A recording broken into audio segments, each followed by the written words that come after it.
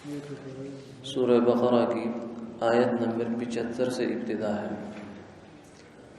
اعوذ باللہ من الشیطان الرجیم، بسم اللہ الرحمن الرحیم۔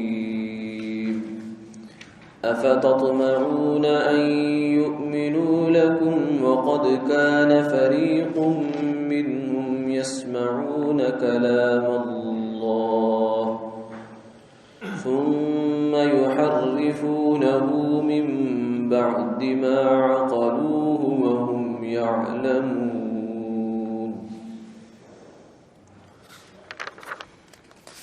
وإذا لقوا الذين آمنوا قالوا آمنا وإذا خلا بعضهم إلى بعض قالوا أتحدثونهم بما فتح الله عليكم ليحاجوكم به عند ربكم أفلا تعقلون؟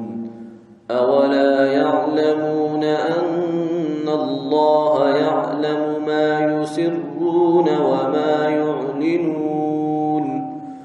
ومنهم أميون لا يعلمون الكتاب إلا أماني وإن هم إلا يظنون۔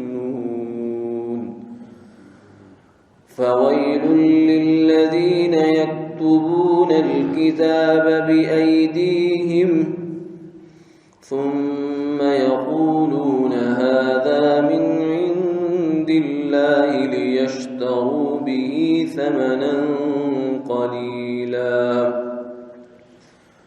فويل لهم مما كتبت أيديهم وويل لهم مما يكسبون۔ وقالوا لن تمسنا النار إلا أياما معدودة قل أتخذتم عند الله عهدا فلن يخلف الله عهده أم تقولون على الله ما لا تعلمون۔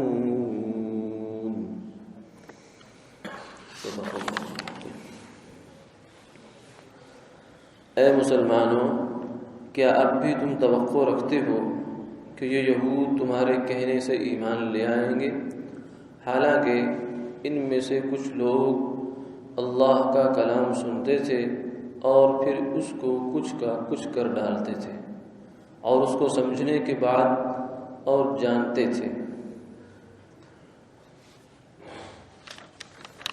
اور جب ملتے ہیں یہود میں سے منافقین مسلمانوں سے تو ان سے تو کہتے ہیں کہ ہم بھی ایمان لے آئے ہیں، اور جب تنہائی میں جاتے ہیں یہ بات ایک دوسرے کے پاس تو ان سے کہتے ہیں کہ تم کیا مسلمانوں کو وہ باتیں بتلا دیتے ہو جو اللہ نے تم پر منکشف کر دی ہیں؟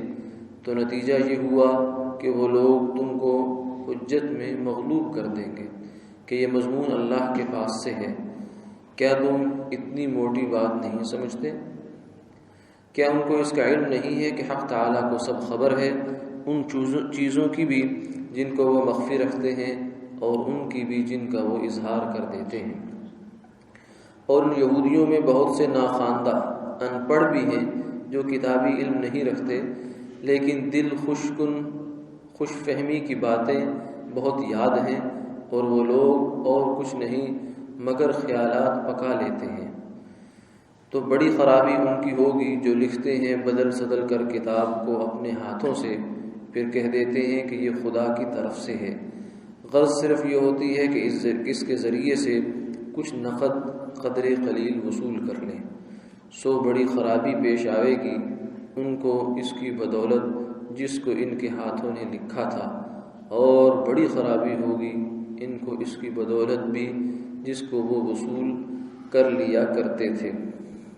اور یہودیوں نے یہ بھی کہا کہ ہرگز ہم کو آتش یعنی دوزخ نہ چھوئے گی مگر بہت تھوڑے روز جو انگلیوں پر شمار کر لیے جا سکتے ہیں۔ آپ یوں فرما دیجئے کیا تم لوگوں نے حق تعالیٰ سے متعلق کوئی معاہدہ لے لیا ہے جس میں اللہ تعالیٰ اپنے معاہدے کے خلاف نہ کریں گے، یا اللہ تعالیٰ کے ذمے ایسی بات لگاتے ہو جس کی کوئی علمی سند اپنے پاس نہیں رکھتے۔ یہود کے بارے